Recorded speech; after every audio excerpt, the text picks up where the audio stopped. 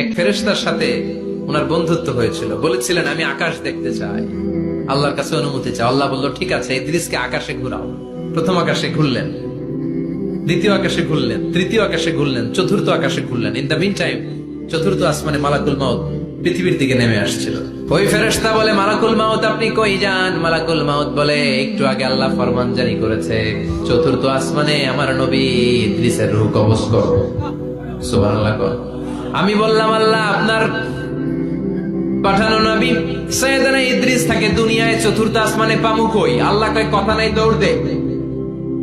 আমি দৌড় দিলাম, এসে দেখি ইদ্রিস আলাইহিস সালাম এখানে রেডি। সুবহানাল্লাহ। ওয়া রাফা'নাহু মাকানান আলিয়্যা। ইদ্রিস আলাইহিস সালামের রূহ কবজ দুনিয়ায় হয় নাই, চতুর্থ আকাশের মধ্যে হয়েছে। একটু চিৎকার করে পড়বেন সুবহানাল্লাহ।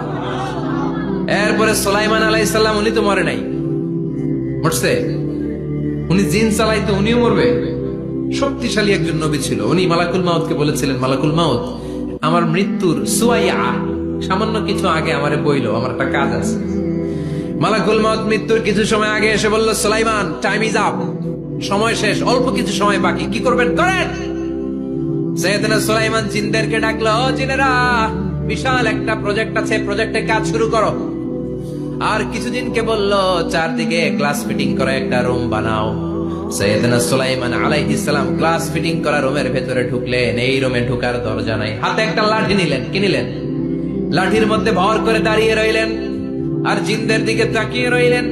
জিনেরা এত বদমাশ ছিল, সাইয়েদনা সুলাইমান দাঁড়িয়ে না থাকলে কাজ করতো না। ছিল ফাঁকিবাজ। কি ছিল? দাঁড়ায় না থাকলে আজও লোকজন কাজ করতে চায় না, ঠিক কিনা?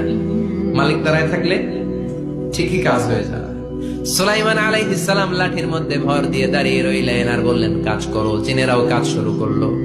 ওদিকে মালাকুল মাউত এসে বলে, ও সুলাইমান সময় তো শেষ। সুলাইমান বলে, সমস্যা নাই, রূহ কবজ করো। উনি লাঠির মধ্যে ভর দিয়ে দাঁড়িয়ে রইলেন।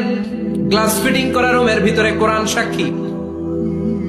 মালাকুল মাউত ওইভাবে লাঠিতে ভর দেওয়া অবস্থায়, দাঁড়ানো অবস্থায় সাইয়েদনা সুলাইমান আলাইহিস সালামের রূহ কবজ করে নিলেন।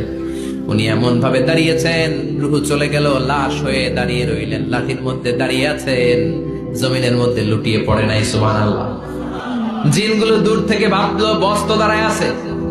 কে দাঁড়ায় আছে?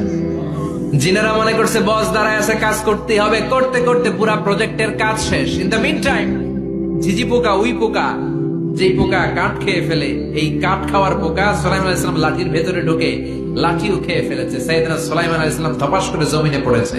আর জিনেরা কয়, হায় হায়, খালি খালি কাম করছে এতদিন। সুবহানাল্লাহ কইবেন না?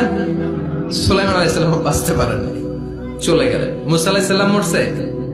উনি মরবে কেন? উনি তো খালি মারে। মরছে এক থাপ্পড়ে ফেরাউনের বাবুর্চি নাই। মুখের আগে হাত জ্বলতে কয়েকজন, এর মধ্যে মুসা আলাইহিস সালাম আছে না নাই? মালাকুল মাউত মানুষের আকৃতিতে অনুমতি না নিয়ে ঘরের ভেতরে ঢুকে গেল। ঢুকে বলে, আনা মালাকুল মাউত, আমি মৃত্যুর ফেরেশতা। তো কি চাও? জিতু আন আকবাদা রূহাক, আপনার রূহ কবজ করতে আসছি। কিন্তু মুসা আলাইহিস সালাম দেখতেছেন দিব্যি একজন মানুষ। কি দেখে?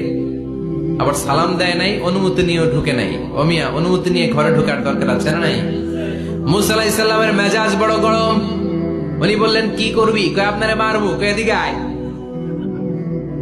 মালাকুল মাউত মনে মনে ভাবে, এতদিন সব মানুষগুলো আমারে দেখলে দিত দৌড়, আজকে মনে হয় আমারে দিতে হবে দৌড়। এক পা গায়ে, দুই পা পেছায়, সাহস করে সামনে গেলেন। আবার মুসা আলাইহিস সালাম দিলেন এরকম থাপ্পড়। ফাসাক্কাহু ফাফাকু আইনা, বুখারীর বর্ণনা, এক থাপ্পড়ে চোখ নাই। ঠিকই মালাকুল মাউত দৌড়।